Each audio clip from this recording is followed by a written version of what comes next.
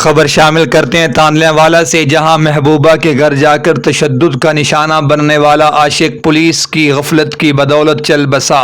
دوسری جانب ورثاء نے الزام عائد کیا کہ پولیس نے انتہائی تشویشناک حالت کے باوجود مظہر اقبال کو اسپتال منتقل کرنے کی بجائے حوالات میں بند رکھا، جس سے اس کی موت واقع ہوئی۔ اس پر مزید رپورٹ کریں گے علی حسن صابری۔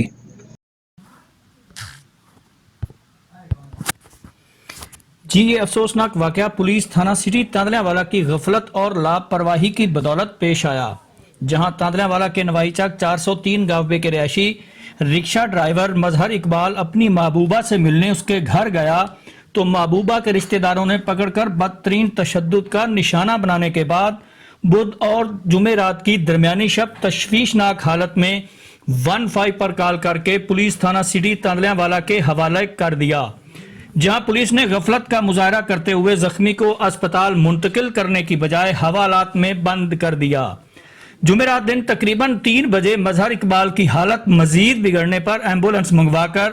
اسپتال منتقل کیا گیا، جہاں زخموں کی تاب نہ لاتے ہوئے اور پولیس کی غفلت و لاپرواہی کی بدولت ایک شخص اپنی جان سے گیا۔ اس بارے ایس ایچ او سٹی سے موقف کے لیے رابطہ کی کوشش کی، مگر انہوں نے موقف دینے سے گریز کرتے ہوئے نماز پڑھنے کا ہی بہانہ لگا دیا۔ دوسری جانب جہاں بحق مظہر اقبال کے ورثاء نے پولیس پر الزام عائد کرتے ہوئے کہا کہ پولیس نے غفلت کا مظاہرہ کیا